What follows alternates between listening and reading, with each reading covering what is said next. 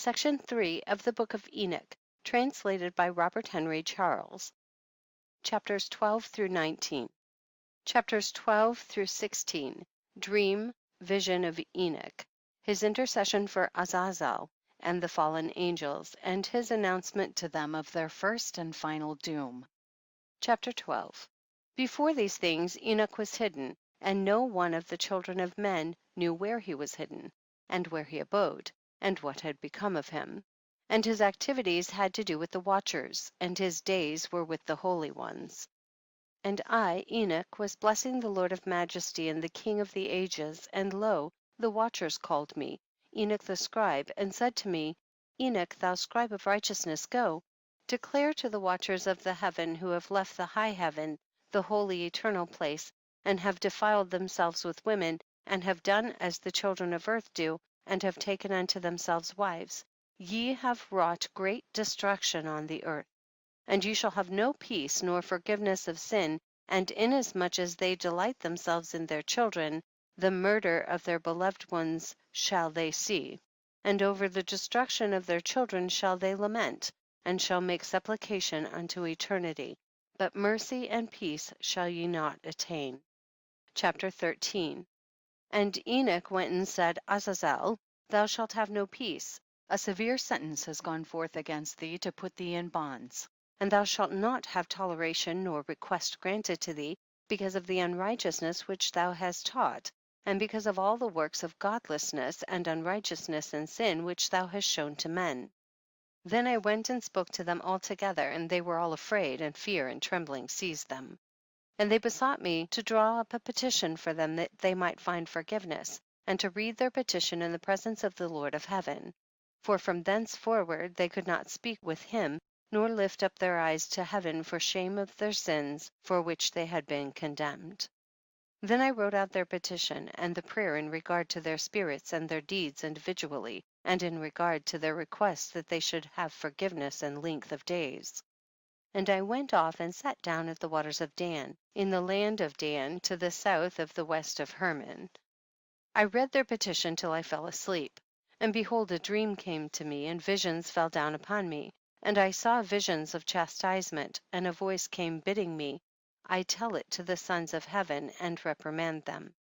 And when I awaked, I came unto them, and they were all sitting gathered together weeping in Azâzêl, which is between Lebanon and Sennacer, with their faces covered.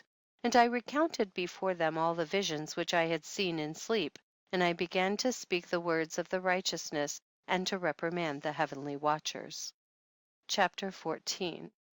The book of the words of righteousness and of the reprimand of the eternal watchers, in accordance with the command of the Holy Great One in that vision.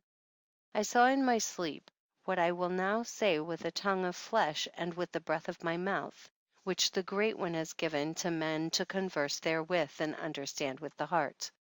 As he has created and given to man the power of understanding the word of wisdom, so hath he created me also and given me the power of reprimanding the watchers, the children of heaven. I wrote out your petition, and in my vision it appeared thus, that your petition will not be granted unto you throughout all the days of eternity, and that judgment has been finally passed upon you. Yea, your petition will not be granted unto you. And from henceforth you shall not ascend into heaven unto all eternity, and in bonds of the earth the decree has gone forth to bind you for all the days of the world. And that previously you shall have seen the destruction of your beloved sons, and you shall have no pleasure in them, but they shall fall before you by the sword. And your petition on their behalf shall not be granted, nor yet on your own, even though you weep and pray and speak all the words contained in the writing which I have written. And the vision was shown to me thus. Behold, in the vision clouds invited me, and a mist summoned me. And the course of the stars and the lightning sped and hastened me, and the winds in the vision caused me to fly and lifted me upward and bore me into heaven. And I went in till I drew nigh to a wall which is built of crystals and surrounded by tongues of fire, and it began to affright me. And I went into the tongues of fire and drew nigh to a large house which was built of crystals, and the walls of the house were like a tessellated floor made of crystals, and its groundwork was of crystal. Its ceiling was like the path of the stars and the lightnings, and between them were fiery cherubim, and their heaven was clear as water.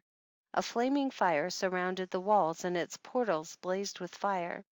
And I entered into that house, and it was hot as fire and cold as ice. There were no delights of life therein. Fear covered me, and trembling got hold upon me. And as I quaked and trembled, I fell upon my face. And I beheld a vision, and lo, there was a second house greater than the former, and the entire portal stood open before me, and it was built of flames of fire. And in every respect it so excelled in splendor and magnificence and extent, that I cannot describe to you its splendor and its extent. And its floor was of fire, and above it were lightnings, and the path of the stars, and its ceiling also was flaming fire. And I looked and saw therein a lofty throne. Its appearance was as crystal, and the wheels thereof as the shining sun, and there was the vision of cherubim. And from underneath the throne came streams of flaming fire, so that I could not look thereon. And the great glory sat thereon, and his raiment shone more brightly than the sun, and was whiter than any snow. None of the angels could enter, and could behold his face by reason of the magnificence and glory, and no flesh could behold him. The flaming fire was round about him, and a great fire stood before him, and none around could draw nigh him. 10,000 times 10,000 stood before him, yet he needed no counselor. And the most holy ones who were nigh to him did not leave by night, nor depart from him. And until then I had been prostrate on my face, trembling. And the Lord called me with his own mouth, and said to me, Come hither, Enoch, and hear my word. And one of the holy ones came to me and waked me. And he made me rise up and approach the door, and I bowed my face downwards. Chapter 15. And he answered and said to me, and I heard his voice, Fear not, Enoch, thou righteous man and scribe of righteousness, approach hither and hear my voice. And go say to the watchers of heaven, who have sent thee to intercede for them, you should intercede for men, and not men for you. Wherefore have ye left the high, holy, and eternal heaven, and lain with women, and defiled yourselves with the daughters of men, and taken to yourselves wives, and done like the children of earth, and begotten giants as your sons? And though ye were holy, spiritual, living the eternal life, you have defiled yourselves with the blood of women, and have begotten children with the blood of flesh, and, as the children of men, have lusted after flesh and blood, as those also do who die and perish.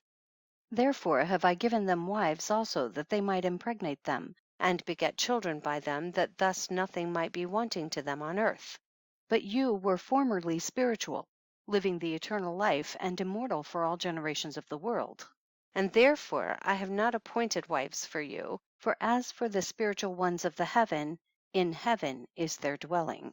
And now the giants who are produced from the spirits and flesh shall be called evil spirits upon the earth, and on the earth shall be their dwelling. Evil spirits have proceeded from their bodies, because they are born from men. And from the holy watchers is their beginning and primal origin. They shall be evil spirits on earth, and evil spirits shall they be called. As for the spirits of heaven, in heaven shall be their dwelling. But as for the spirits of the earth which were born upon the earth, on the earth shall be their dwelling. And the spirits of the giants afflict, oppress, destroy, attack, do battle, and work destruction on the earth, and cause trouble. They take no food, but nevertheless hunger, and thirst, and cause offenses. And these spirits shall rise up against the children of men and against the women, because they have proceeded from them. Chapter 16. From the days of the slaughter and destruction and death of the giants, from the souls of whose flesh the spirits, having gone forth, shall destroy without incurring judgment, thus shall they destroy until the day of the consummation, the great judgment, in which the age shall be consummated, over the watchers and the godless, yea, shall be wholly consummated.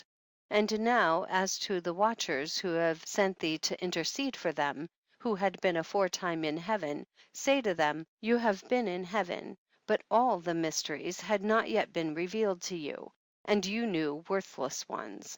And these in the hardness of your hearts you have made known to the women, and through these mysteries women and men work much evil on earth. Say to them therefore, you have no peace.